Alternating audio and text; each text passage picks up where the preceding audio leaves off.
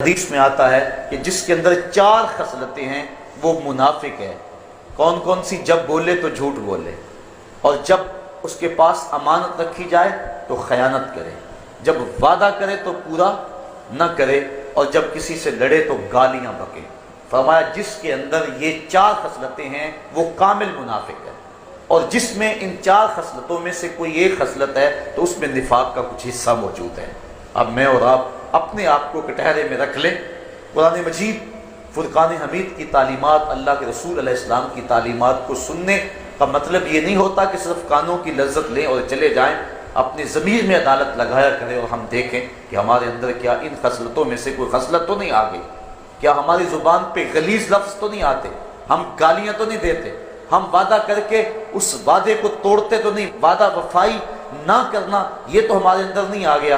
اور جب کوئی امانت ہمارے پاس رکھ لے پھر اس کو ہم امانت واپس نہ کریں، یہ خصلت بد ہمارے اندر تو نہیں ہے، اور جھوٹ بولنا یہ عادت تو ہمارے اندر پیدا نہیں ہوگی۔ اگر یہ ہے تو حضور نے فرمایا جس کے اندر یہ 4 خصلتیں ہیں اس کے اندر کامل نفاق آ گیا، اور جس کے اندر ان میں سے ایک ہے اس کے اندر نفاق کا کچھ حصہ ہے۔ اللہ امت مسلمہ کو جھوٹ جیسے مرض سے نجات عطا فرمائے۔ حضرت ابو ذر غفاری رضی اللہ تعالیٰ عنہ فرماتے ہیں جب میں حضور کی خدمت میں حاضر ہوا، اسلام کی دولت سے مالا مال ہوا،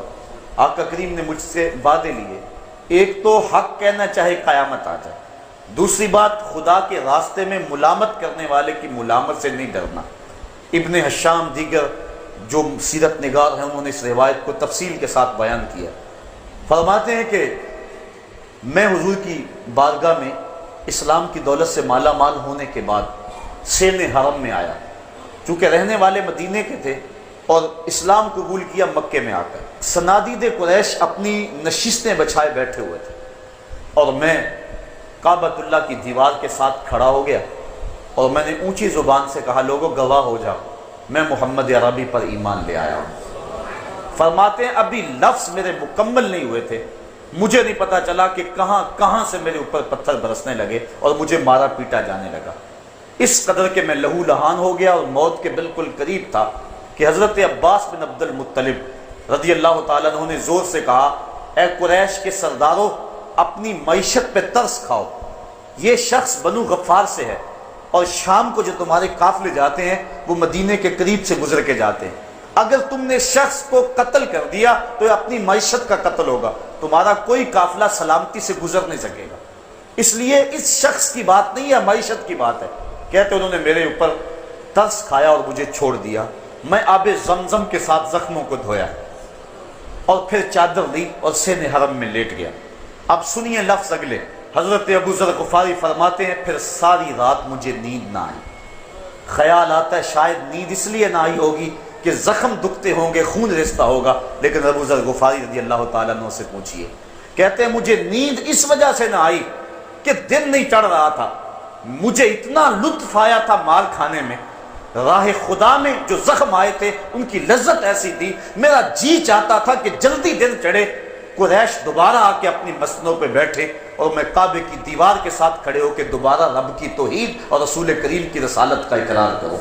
اور وہ اسی طرح میرے اوپر ٹوٹ پڑے اور میرا وہی حال ہو جو میرا گزشتہ دن حال ہوا، اور وہ لذت مجھ کو آئے۔ تو کہتے ہیں ساری رات تڑپتے میں نے گزار دی، آج رات ہی لمبی ہو گئی، دن ہی نہیں چڑھ رہا تھا،